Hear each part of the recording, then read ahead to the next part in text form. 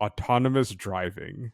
Like Okay. in this entire AI hype, people just forgot that Yeah, self-driving cars are supposed to be a thing.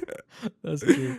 A reason I bring it up is that there is a well-known blogger or programming blogger by the name of his blog is called Coding Hoarder. He's like one of the co-founders for Stack Overflow. He made a bet with John Carmack that by the year 2030, John Carmack is betting that there will be autonomous vehicle, like level 5 autonomous vehicles on the streets in most cities, and he is betting that there aren't.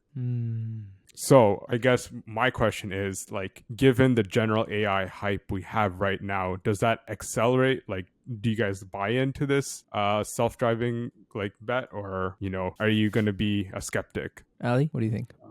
Why are you just putting it on blast like that? Because you live in Windsor, bro. Like, where all the You could use some autonomous vehicles to get up to Toronto, We're getting a battery. He's got to fly. There ain't no vehicles coming here. That's too funny. Yeah. What about you, Tran? What do you think? Will Ali So- think about? So my amazing internet messed with me, so I missed the question.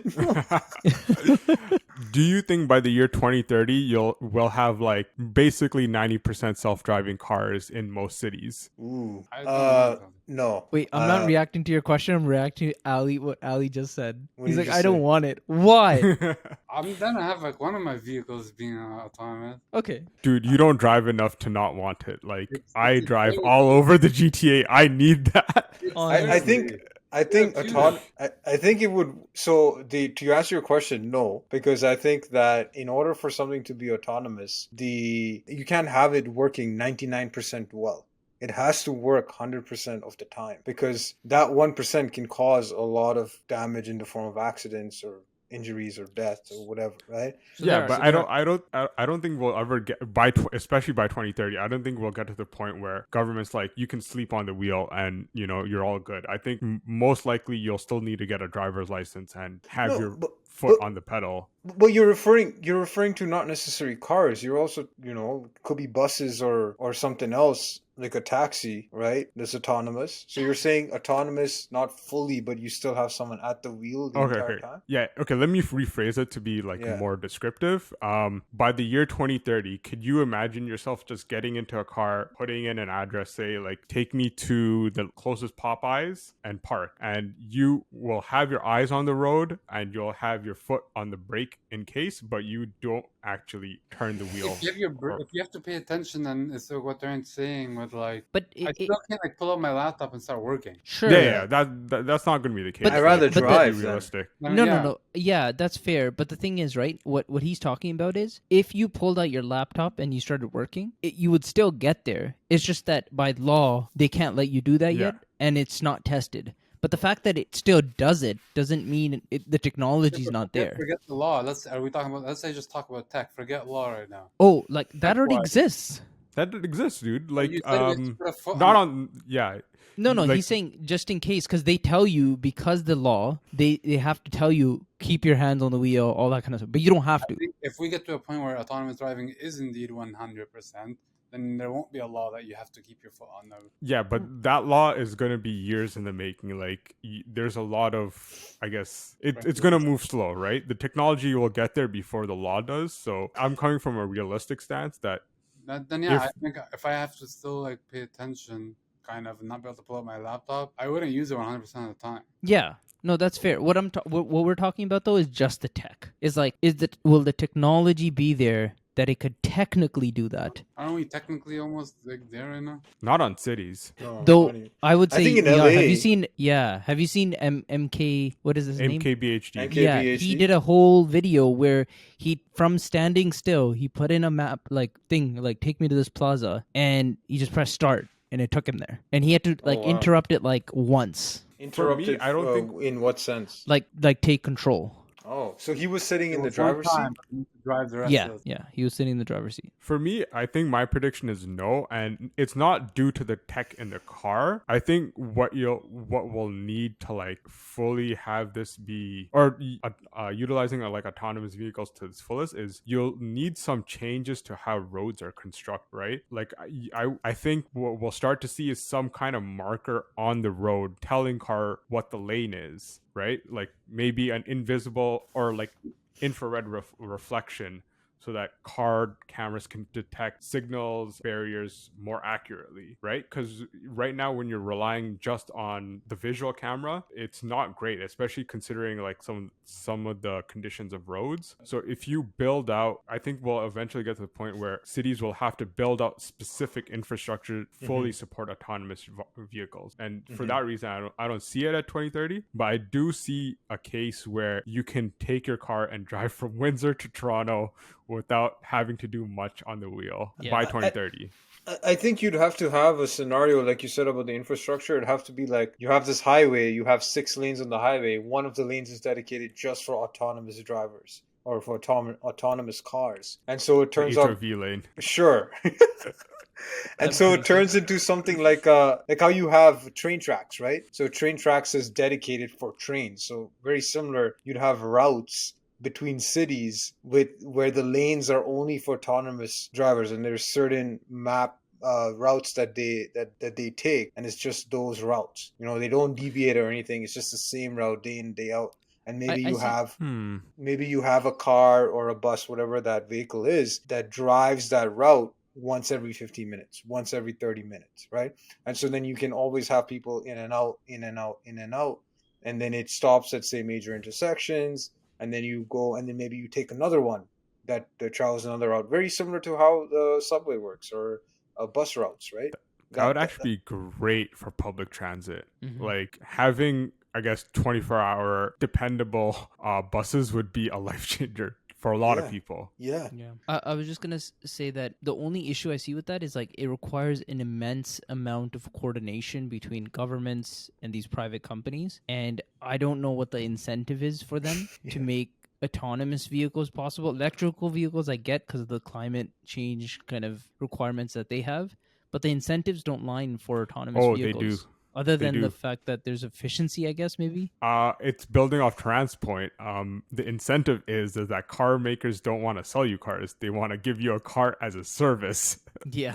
No. They want to be the next Uber. So no, like, I'm saying the car companies do. But what's the incentives of the government? For the government? How are they going to make taxes on this? Is the question. Yeah, exactly. Yeah. Because it requires government coordination to be able to change infrastructure, right? To be allow these autonomous vehicles to have these markers on the roads and things like that, right? So I think car companies will just think, let's just invest in our AI technology that can take the current environment. Because if they can do it for the current environment to at least like 99%, then they can definitely do it on infrastructure. And also, Taran, to your point, it doesn't have to be 100%. It just has to be better, 100 times better than humans, as Elon Musk says, right? Because if it can be 100 times better than humans, then you can actively argue that, listen, this is better than 100 times better than humans. We have more accidents as human drivers than we do if you just have autonomous vehicles. That's a fair And so point. then that's a valid like argument against that. And then governments can't say, okay, so basically we're going to have less deaths, but you still want human drivers. Like then at that point, it doesn't make sense. Now the issue becomes is like, who do you blame? Yeah, that's like the, I guess, altruistic view of what like the government incentives are. The skeptical view is that car makers have persuaded governments before to like do what's against their best interest, which is built like back in the 60s, 70s, we built out a lot of road infrastructure for a lot of money when public transit would have served people better. That's why we have crazy roads. Right. And yeah, like they can do the same thing with like autonomous vehicles. Also like convince them, lobby for these, even if it might not be in the best interests. Well, you're right. It's like, I think incentives is what drives action, right? Yeah. At the end of the day, it's capitalism. I do think that I personally think 2030 will see autonomous cars. And the reason why is because the technology is so close that with the exponential nature of how AI is progressing, I could see 7 years making a crazy difference. So with like, I know there are large language models right now, right? And we saw OpenAI work on this thing for like 3 years, I think. They worked on it for a very long time. And then all of a sudden they released it. And then it's ChatGPT 3, 3.5, 4. They've probably already been working on 5 for a while now. And they're going to release it in probably like, I don't know, 6-7 months, right? So when that much innovation's happening, it's like every 2 days, every like week, every like couple of weeks you're hearing about this. In 6 months, imagine that if it just keeps going in that trend. Like it's going to be crazy the amount of innovation that's going to happen. So now extrapolate that to autonomous vehicles, they've been working on autonomous vehicles for like 10 years. It's been very slow burn relatively, right? 10 years is a long time. Now, every year that passes, it's getting more and more exponential, right? And so I think the 10 years that passed, the 10 years that are remaining, so 2022 or maybe even 2033 or something, right? But even if you go to 2030, the 7 years is so much time. You could probably condense the last decade into the 7 years, as in like not just the last decade, but two of them, in how much innovation there might be in those next 7 years because of the exponential nature of it. And so for that reason, I think we will likely break through to that autonomous side because we're already so close, right? Does that make sense? That's my kind of thought process around it. That was pretty I deep. don't know. I'm split. I think we're seeing what happened with. I think what. Sorry, let me rephrase. I think what we saw with autonomous vehicles in the start, which was like, oh my god, we're gonna have this in like the next 5 years, right? And then it slowed down, and I think that's just a net. Like, sorry, this is not a point about autonomous vehicles, but like things like Chat GPTs. Like, right now we're in that phase of like, oh my god, like this is gonna take over everything, and all of a sudden it's just gonna slow down and like research will happen. It's just not going to be exponential anymore. I see your point about that as well. Yeah, that could happen. Though I would say in the case of ChatGPT, it wasn't the case that like there's a hype. This isn't the hype. The hype was back like 5 years ago when this initially came out, right? When we saw that these machine learning algorithms, deep learning algorithms, neurons, all this kind of stuff. Because we're in this space, we've been hearing about it for like 6-7 years, right? When Andrew NG, I don't know how to pronounce his last name, but when he came up with that Isn't it new? It's NGU, right? NG, just NG. What's it? Then I don't know. But I think it pronounced the same. But when he came out with that course, machine learning course, and he like talked about it, and we're like, they had like a breakthrough of neurons and deep learning and things like that, and things started like popping off. People started creating models. That's when OpenAI started. That's when the hype was. But it wasn't public. It wasn't the mass public didn't know about it. But now the mass public knows, and it's like holy shit. I think that autonomous vehicles is still going through that. They haven't had that mass public like, oh shit, there's autonomous vehicles yet. Like they haven't had their OpenAI moment. And I think it could be that OpenAI slows down now, right? In terms of they've reached their plateau, etc. I don't know. But I do think that autonomous vehicles still have to reach that point. And if they do, it's going to be a game changer. All right. Damn. It's good. A lot to think about. Yeah. So I'm team John Carmack. That's his name, right? Yeah, John Carmack. Yeah. He's working on AI right now too. That's why. Yeah, man's smart dude. Very smart dude. We're gonna end up living in a world with autonomous vehicles, and we're gonna be paying with digital currencies on the blockchain. And we're gonna have no jobs, so we're gonna have no money because AI. There's gonna be humanoids just walking around.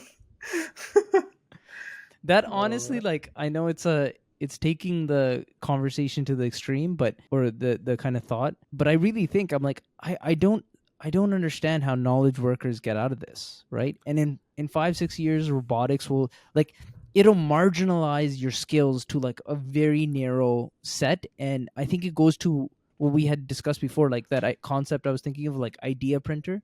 Like it's just gonna be whatever idea you have, you get to like put it into existence in the world because something will do it for you. So all that remains is creativity. But I don't know how much you get paid for that because it's so marginalized in terms of... I wouldn't just say creativity, also critical thinking, right? I think AI is going to eventually like make a lot of like 90% of part of the job, like kind of redundant and probably like automated, but it will give you leverage over the 10% that remains.